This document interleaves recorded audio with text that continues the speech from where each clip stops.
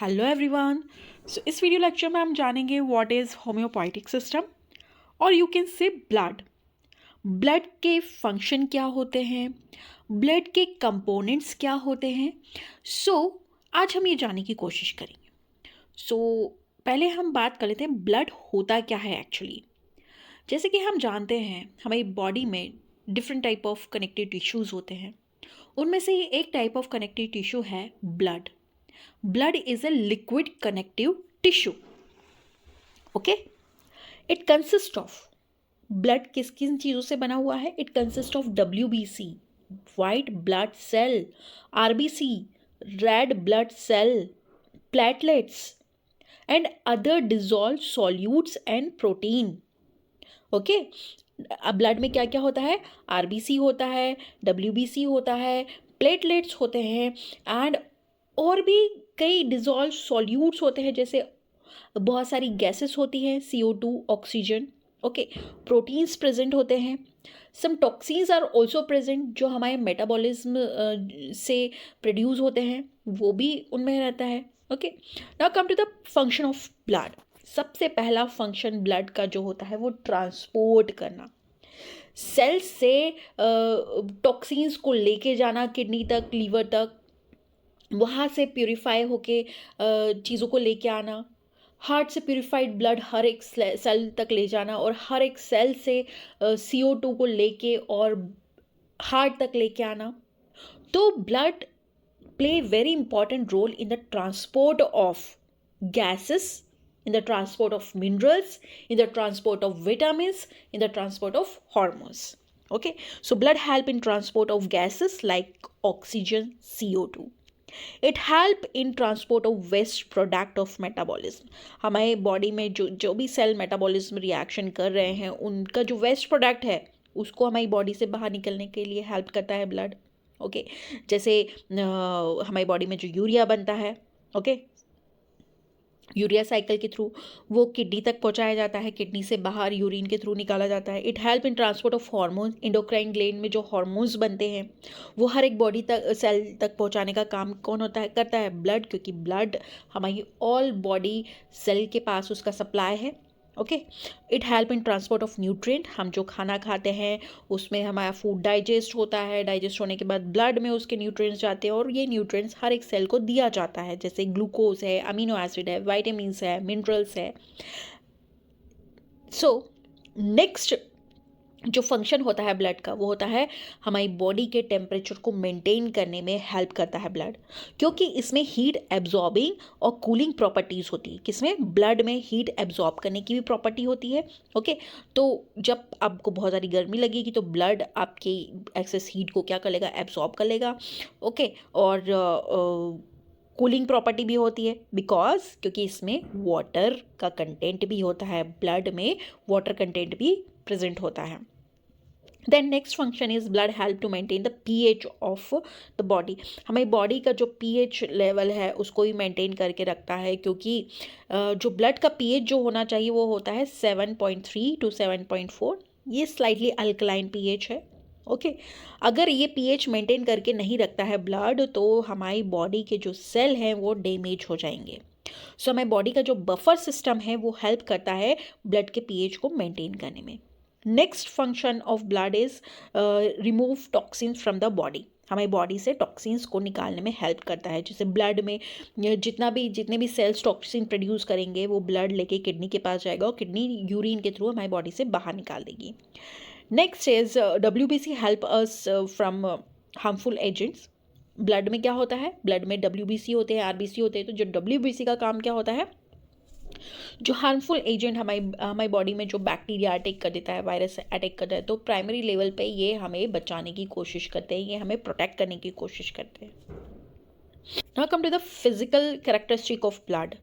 Blood की क्या क्या फिजिकल कैरेक्टरिस्टिक होती हैं? तो temperature of blood is about 38 degree Celsius. हमारी बॉडी का टेम्परेचर 37 डिग्री सेल्सियस होता है, ब्लड का 38 समवॉट होता है। Okay, it is slightly alkaline in nature, slightly alkaline.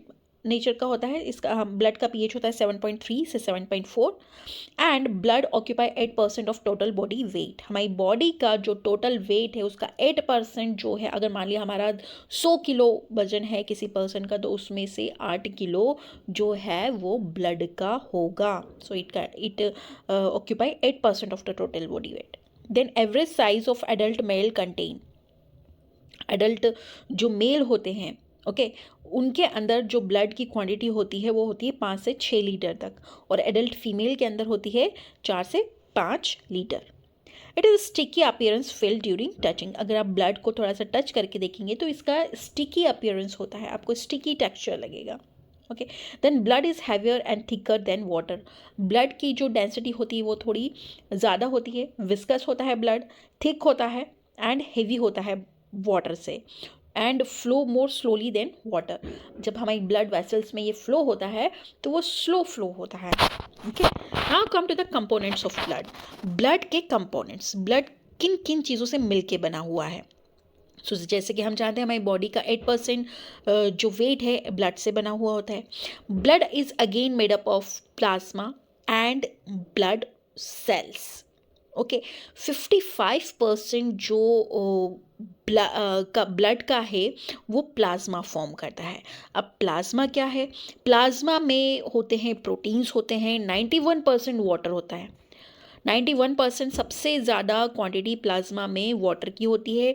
Protein का 7% होता है, 7% of protein, and other solutes 2% होते हैं। जैसे सॉल्यूट्स में आ जाते हैं ions, nutrients, waste product, gases etcetera.